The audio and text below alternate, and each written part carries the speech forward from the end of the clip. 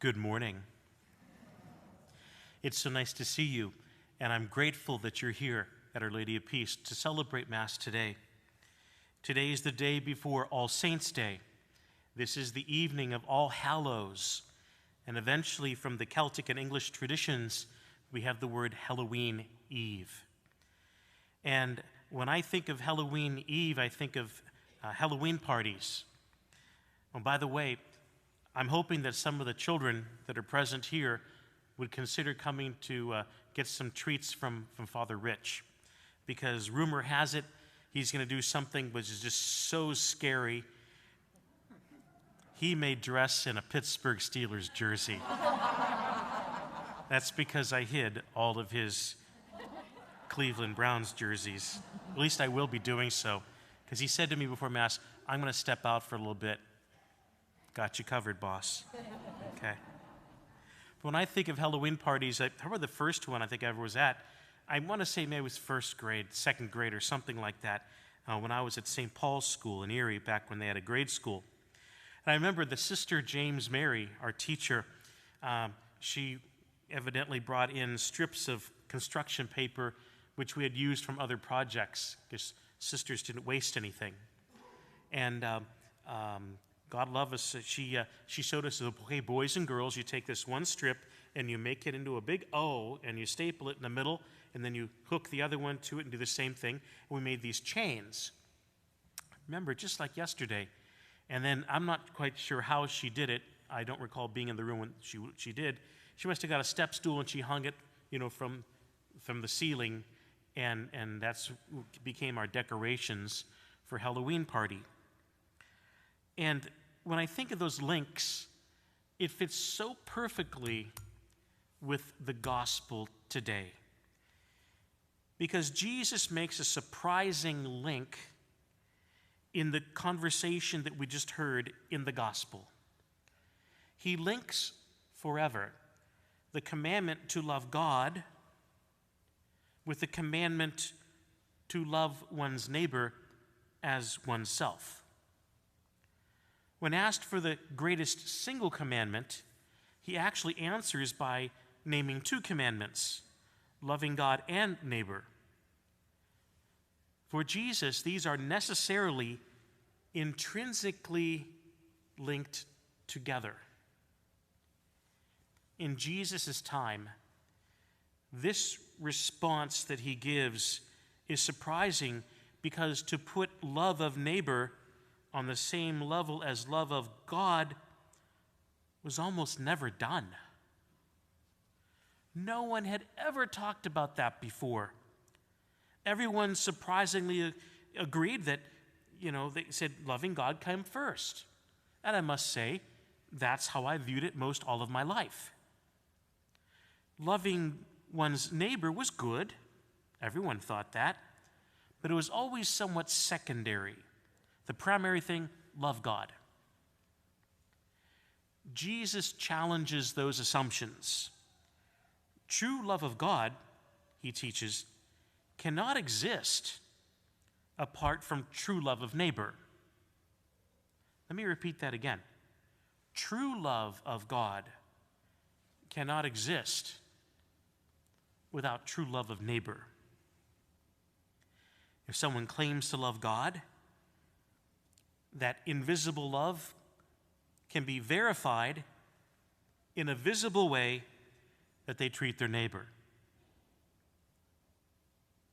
Our postmodern world has in many ways, I'm sure you know this, but we've given up on God. Society basically kind of smiles like God is probably not much more than Santa Claus. He's kind of out there somewhere and does some nice things. The sheer quantity of religions, or even denominations within the Christian religion. There's over 13,000 Protestant denominations. These quantities and their inability to even agree on doctrines, I would say, have created a cynical indifference to God. Government and popular culture have almost succeeded in keeping God in another room somewhere. You pull him out now and then, Christmas, Easter. Sometimes they use God in politics whenever they need a trump card for something. You know, there's a little card. They pull out God somewhere. What the secular people, however, do agree about is the importance of loving neighbor. Now, that's important.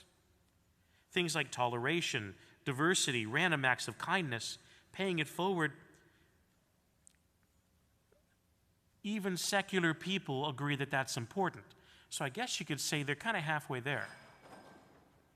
These are things that I think we can sink our teeth into. It gives us a little bit of hope.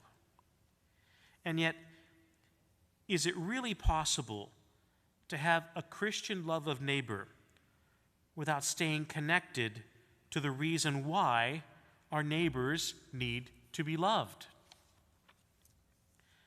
In other words, if I don't love God in whose image my neighbor is created, how long can I truly love my neighbor? It takes both types of love to make it really work. Long time ago, around the time back when I was again a first or second grader, I remember that Sunday nights, we'd get our baths and whatever, get ready for the next day, and around 7 o'clock in the evening, we would watch TV together, and everything was all set, ready to go for bedtime. And what was really interesting is we watched a television show that probably only people my age or older would even knew existed. And the show was hosted by a real Catholic bishop. His name was Bishop Fulton Sheen. Many of you who are older remember. And he loved to tell stories. I don't know if it was, I can't remember, was it half an hour program? I guess it was a half an hour or so. Because after that, Disney came on. Remember? That was the best. Disney had a 1-hour show. And so we're waiting for Disney, my mom and dad and my little brothers, and we're all kind of sit around the TV, and mom's rocking the baby, and I'm just kind of staring at the TV. And I remember one time, Bishop Sheen told a story about a nun who was caring for horribly ill patients. I don't remember where she lived. I'm going to guess it must have been a third world country, somewhere where health care was very sparse. And so the patient's leprosy was well advanced, he went on in his story, with the kind of the putrid, rotten skin and smell of decaying flesh. It was horrible. It was a horrible disease the man had. Well, the sister attended to the patient with remarkable gentleness and great, real, honest kindness. It was as if she didn't even notice how grotesque the disease had made this person. He continued in the story that said that there was a visitor to the hospital, maybe someone who would eventually give money or something like that, and he stood by the door that the sister was working with the patient in. He stood there and he watched for a few minutes. And when the sister had finished cleansing the man, feeding him, making sure he had clean blankets on him, she smiled and turned around and was walking out the door. The visitor said, Sister, can I talk to you for a second? And he had this, I'll say the word grimace of disgust on his face. He was like, Sister, I wouldn't do what you just did for $1 million. And the nun just smiled at him with a nun smile. She said, Sir, neither would I. True love for our neighbor cannot be based on how much we like our neighbor or how much we can get from our neighbor. These motivations won't last. They won't lead us to true self-giving that Christ-like love involves. True love of neighbor can only come from a true love of God, in whose image our neighbor is created.